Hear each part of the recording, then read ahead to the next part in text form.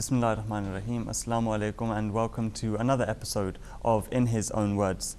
We've been discussing the writings of the promised Messiah, Hazrat Mirza Ghulam Ahmad of Qadian alayhi salatu wassalam, and we've been reading extracts of the books which have now been compiled in the form of Ruhani Khazain, which can be translated as the spiritual treasures. And right now we're looking at the book Our Teachings, which is a part of the book Qaasid Muin, which can be translated as Noah's Ark. And we've been discussing in the previous episode, we talked about how the promised Messiah, Hazrat Mirza Ghulam Ahmad Sahib, peace be upon him, has joined people with their Lord, with God Almighty, and has set out alongside that a moral code for every man to live by and adhere to. So in other words, the Hukukul Ibad and Hukukullah, which are the rights of Allah and the rights owed to man. Today we have with us here Abdullah Diba Sahib and Zafir Malik Sahib. Inshallah, we'll be discussing further on the book, Our Teaching. We've been discussing how throughout the book there are aspects of, for every type of person, there is a code that he needs to adhere to, and that is, owing his dues or his rights to his fellow being, to pay the rights to his fellow beings, and to live in a harmonious sort of lifestyle.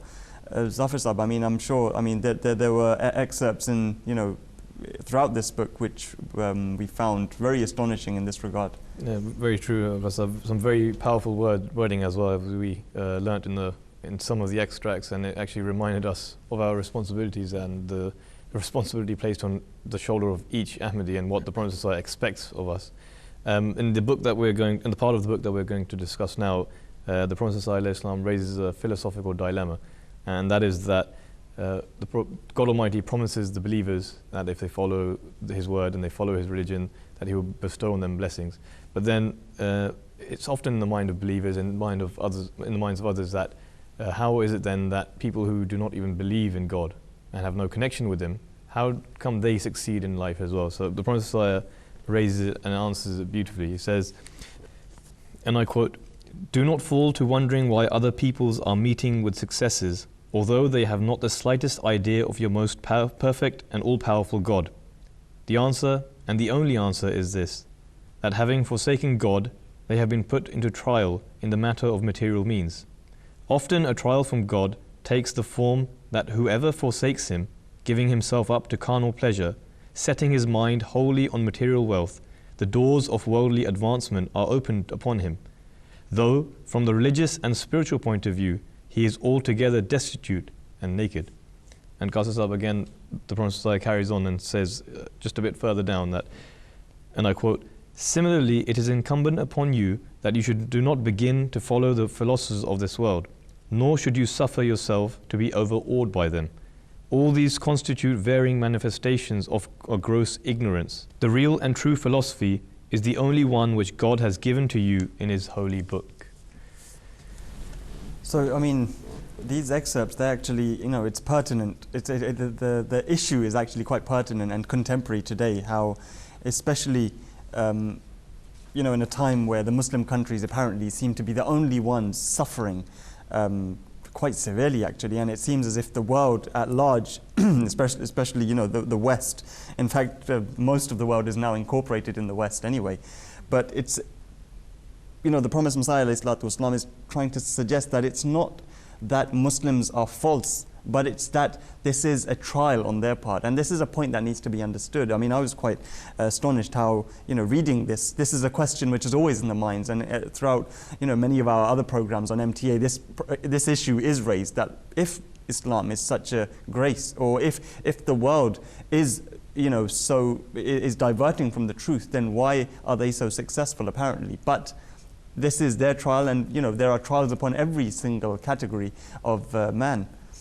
I think that's quite interesting, because again, the Prophet ﷺ draws our attention to that same God who is ever living. His attributes are perfect, right? There's not a certain period in time when we can say that a certain attribute is weak. So again, he tells us that Islam is a universal religion. It's that same message that was brought by the Holy Prophet Muhammad ﷺ, and it's the same message that the Prophet ﷺ again is reviving in this day and age. And again, when it comes to these trials that Muslims are facing, it's so perfect. It's like he's saying these things in our day because it perfectly matches what's happening now in this world, what's happening in the Arab worlds, people who are Muslims and the trials they're facing. So if someone reads this book, we can be assured again that it's that same God who's promised his believers that at some point, obviously, we will become successful. So referring to those same attributes of God that are everlasting, he draws our attention to one very important one, which draws a line between Ahmadis and non-Ahmadis again.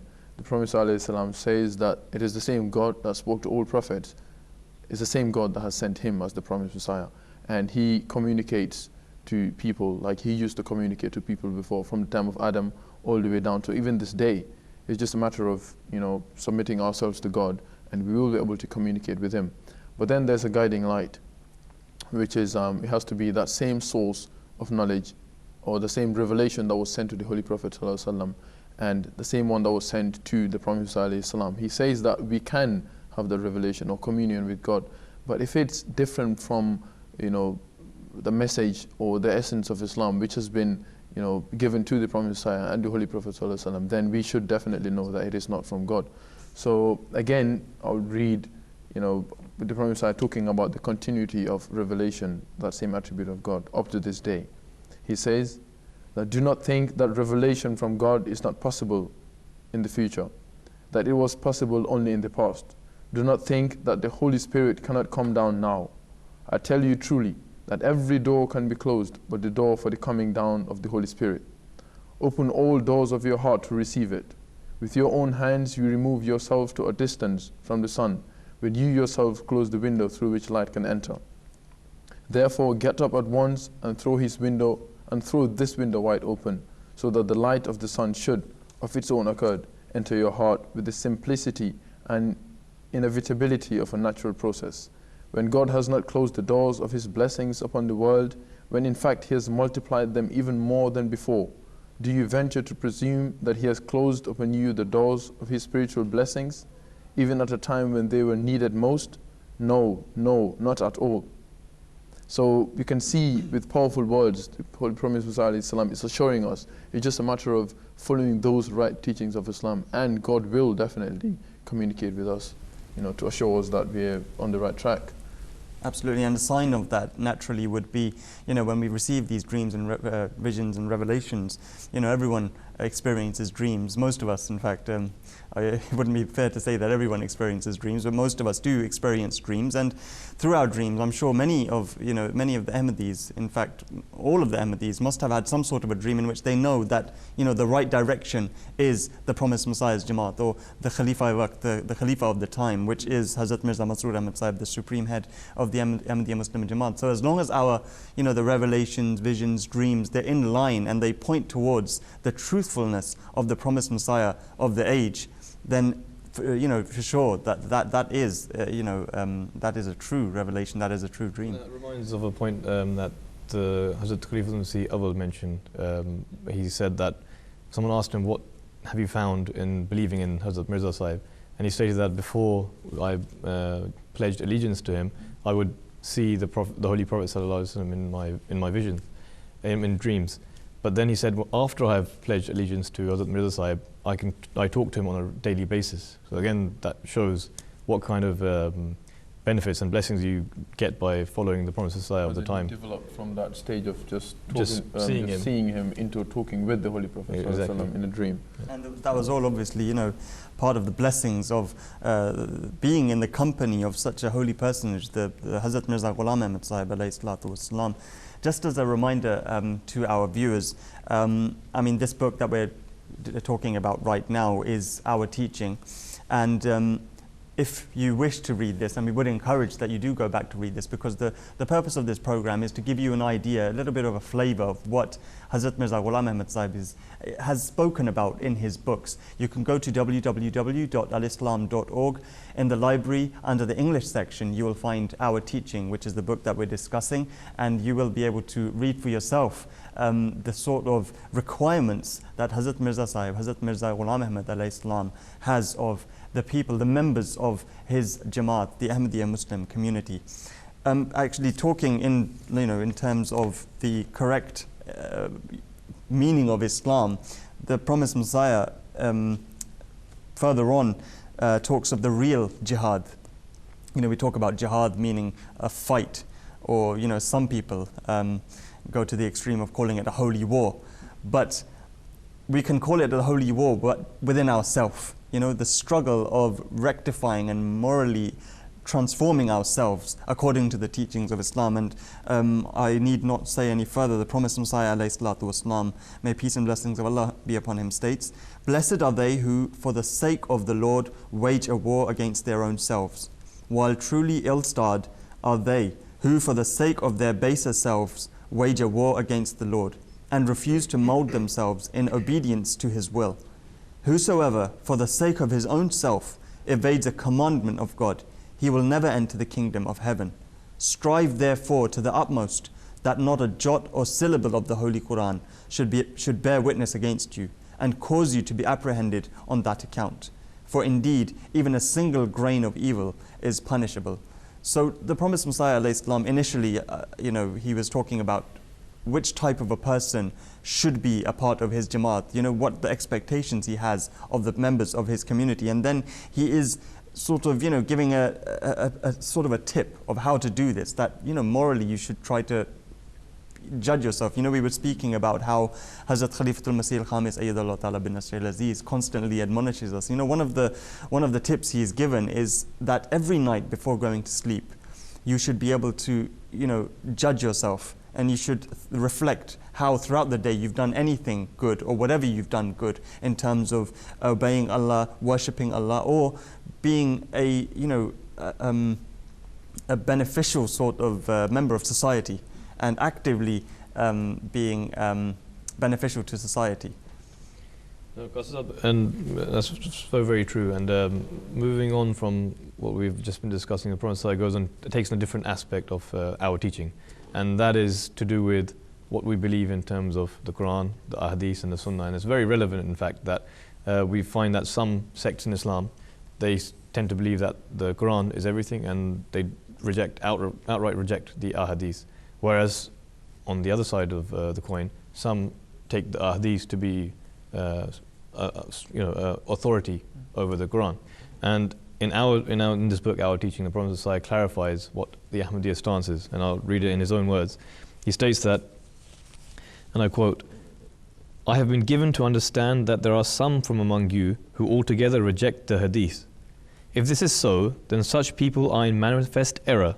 I have never taught that they should hold such views. Quite the contrary, I hold very firmly that for your guidance, God has provided three things. The foremost among these is the Holy Quran, which sets forth the unity of God, His grandeur and greatness, and decides all points in dispute between the Jews and the Christians." Zafar Sahib, if you could just mention very briefly here, could you just sort of elaborate what Hadith in fact is, and the Sunnah is as well, so just very briefly. Hadith were compiled much after the demise of the Holy Prophet ﷺ, and by various muhaddithin who tried their utmost to incorporate the correct statements by the Holy Prophet ﷺ. But like I mentioned, they were compiled approximately 150 to 200 years later. So they can never be fully free from error, just like the Quran is. So the Quran is the word of God, and the Sunnah is what the Holy Prophet ﷺ practiced in accordance with the Quran. And the Prophet ﷺ will actually elaborate further on this, and we'll see. So we were discussing the Quran, and again the Prophet ﷺ states that the Quran is the cornerstone of our belief. The Quran was obviously compiled then and there, under the instruction of God Almighty Himself. Exactly. And he states, and I quote, "Verily, I tell you truly, that whosoever evades even the least of the 700 commandments embodied in the Quran slams the door of salvation upon himself. The real and perfect paths of salvation have been opened only by the Holy Quran. All others were only its shadows. Therefore, you should study this holy scripture with the utmost attention and deepest thought. And you should love it as you have never loved anything else. For indeed, as God has conveyed to me, Al-khayru kulluhu fil Quran, which means all the good lies in the Quran. All kinds of good are to be found in it, and this is the truth." So the Prophet ﷺ clearly states that our fundamental belief is that the Holy Quran is the word of God, and we hold that truly and in its pristine condition. In fact, just following on from that, the Promised Messiah states regarding the status of the Holy Quran. It's very short, very concise, but very powerful. The Promised Messiah states, "The Holy Quran is the fountainhead for your salvation, for all betterment and success. There is not even a single spiritual need which has not been met for you in this holy book." So a very concise statement which has broadened the purpose of the Holy Quran, that in this lies every single purpose that man has been created for, and you will find your answers therein. Exactly, and we can see, like the Prophet ﷺ has said, in all the 700 commandments of the Holy Quran, so he leaves nothing out. He's saying it's a perfect book. Every single thing that's in the Quran comes from God, that it can be fully relied on. There's no doubt in it. And like you were saying, it's a source of guidance, and the first source of guidance. And the Prophet actually acted upon this himself.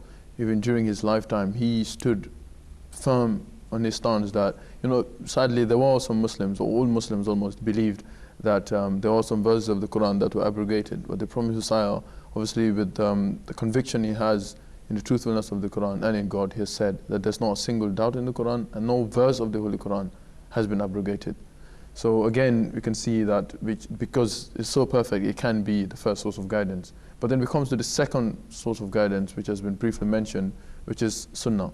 Sunnah meaning the practice of the Holy Prophet ﷺ, which exactly is in accordance with what God Almighty has taught us in the Quran. Obviously, the Quran being in word form, we needed a perfect example to practice on those things. And these are what are called Sunnah, meaning the practices of the And that was Holy a direct Prophet. sort of, it was directly received from person to person, generation after generation, just like our prayer. The method of prayer is understood to be a Sunnah. The Holy Prophet had all his companions, and when he used to pray or whatever he did, they used to obviously do the same thing that he did. So, which is another very reliable source of guidance in Islam. And the Prophet Messiah ﷺ says, "The second instrument for guidance vouchsafed to the Muslims is the Sunnah, i.e., the measures adopted by the Holy Prophet with a view to the exposition of the Holy Quran and its being put into actual tangible practice. For instance, looking at the surface only, there appears to be no specification in the Quran of rak'ats in the case of the 5 daily obligatory prayers, how many for what prayer. But the Sunnah of the Holy Prophet ﷺ has made all these things very clear." So for example, prayer, which is very important, in the 5 daily prayers, which are very important in Islam, the Quran doesn't explain the details of how they should be performed. But it's because of the Sunnah that we are able to learn from the practices of the Holy Prophet how those prayers are meant to be carried out, at what time of the day, and etc. etc. I think this will be an appropriate place to clarify for the benefit of the viewers as well, especially that, and it's similar to what you asked earlier, Qaasid, that what is the difference between the hadith and the Sunnah? Because the third form of guidance, as we know, is the hadith. Now, what is the difference? So rather than me saying what the difference is, the Prophet has elaborated this very fact in this book. And he states that, and I quote, "No one should fall into the error that the hadith and Sunnah are one and the same thing. For what is called the hadith came to be collected 150 years afterwards, while the Sunnah existed from the very outset side by side with the Holy Quran. After the Holy Quran, the greatest debt of gratitude the Muslims owe to anything is to the Sunnah. The obligation on God and His Apostle in regard to the guidance of mankind was only twofold. That is, by sending down the Holy Book, God by means of His word indicated His will and pleasure in fulfillment of the demand inherent in the divine law, while the duty which devolved upon the Holy Prophet was this, that by putting into actual practice, he should clearly demonstrate it in all aspects in actual operation. Therefore, he transformed into action what had been said in the form of words, and by his actual practice solved a number of difficulties. It is not proper to say that this duty devolved upon the hadith, since Islam had established itself upon the earth long before the hadith came to be collected. Did not the people offer their prayers at the time when the hadith had not been yet collected? Did they not pay zakat or perform the hajj? Or were they ignorant as to what was permissible for them and what was not?" So clearly the Prophet states that the Holy Quran was revealed by God Almighty, and that was the word of God. The Sunnah is what the Holy Prophet ﷺ interpreted and was understood and was revealed to God Almighty, and actually acted upon those commandments. The hadiths were collected approximately 150 to 200 years after the demise of the Holy Prophet sallallahu alaihi wasallam. That's why it is given the third form of guidance. Quite interesting. And again, the Prophet ﷺ puts in his own words about what hadith is and the differences that are there. He says, of course, the third means of guidance is the hadith, because many points in regard to history, ethics, and jurisprudence are to be found explained fully in it. And the great utility of the hadith lies in the fact that it is the servant of the Holy Quran and the Sunnah. Some people who are ignorant as to the real position of the Holy Quran here assign to hadith the position of a judge on the Quran, as did the Jews in regard to some of their traditions. We, on the other hand, look upon the hadith as a servant of the Holy Quran and the Sunnah, the existence of servants being in no way derogatory to the Master, being in fact a sign of his importance and grandeur. The Holy Book is the word of God, while the Sunnah is the act of the Holy Prophet, the hadith being a supporting witness for the Sunnah. To sum up the difference between the hadith and the Sunnah, the Prophet ﷺ writes again that the Sunnah is not a name for the things which came to be written and collected 100 or 150 years afterwards. These are called the hadith. The Sunnah, on the other hand, is the practical example that has, from the very earliest beginning, existed, all along in the practical actions of the Muslims, their number extending to thousands at the most conservative estimate.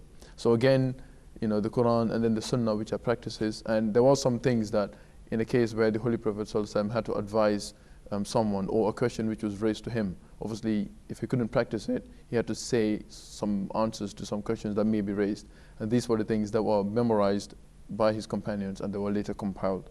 So the hadiths are the sayings of the Holy Prophet ﷺ, which were recorded much later. Absolutely. And another guiding principle that the Ahmadiyya Muslim community adheres to with regards to the ahadith is how the Prophet ﷺ very emphatically states that for you the guiding principle in any case should be that you follow even a weak hadith, provided it is not contrary to the Holy Quran and the Sunnah, or contrary to other ahadith in accord with the Holy Book. So, very self-explanatory. The Promised Messiah would not at all, completely outright reject a hadith until he found that this was in complete, it was completely contrary to the teachings of the Holy Quran. And just one other excerpt which the Promised Messiah ﷺ mentions here, that is that, O ye who seek the Lord, open your ears and listen. Take heed that there is nothing like perfect conviction which delivers you from sin. Conviction gives you the power to do good, and conviction alone can turn you into a lover of God. Can you turn away from evil without perfect conviction? Can you hold your base impulses in check without the help of a sure light? Without this perfect conviction, can anyone bring about any real change in himself? Can you attain to any state of satisfaction and peace of mind without this perfect certainty?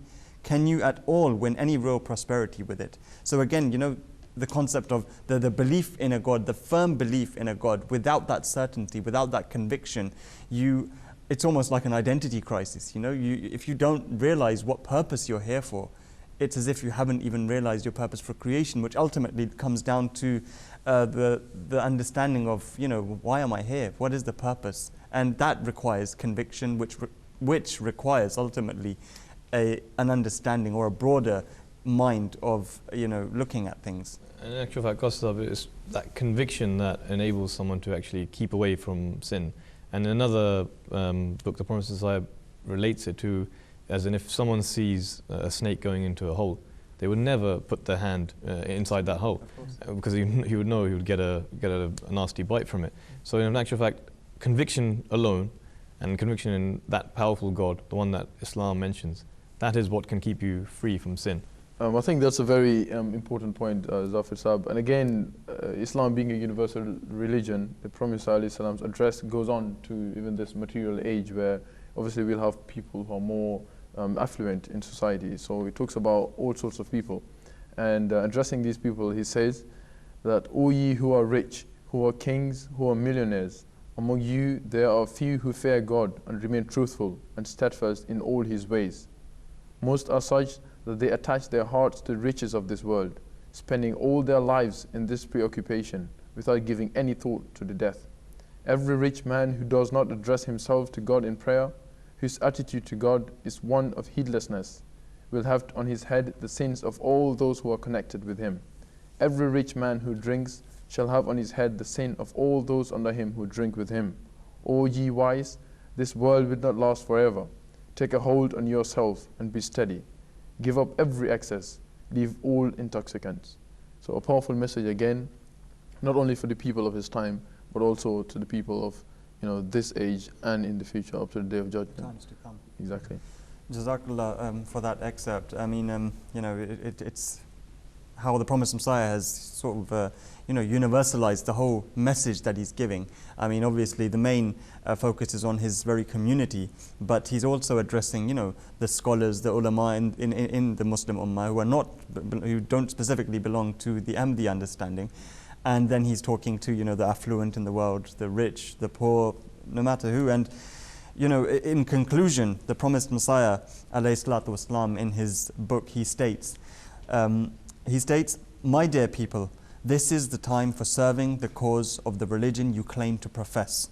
Realize the value of this rare opportunity, for if you let it slip, it will not offer itself to you a second time. Being the followers of such a great and exalted Prophet, why do you lose heart? Be firm of faith and set an example that even the angels in heaven should wonder at your strength and steadfastness and should pray for blessings on you.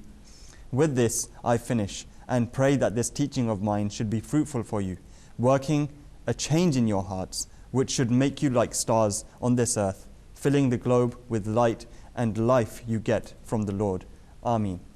And with this prayer, we conclude our program, and we pray that may Allah enable us all to live up to the expectations that the Promised Messiah so emphatically has expressed in this magnificent book, our teaching, which is included in Kashti Nuh. Jazakumullah from all of us here. Until next time, Assalamu alaikum wa rahmatullahi wa barakatuhu.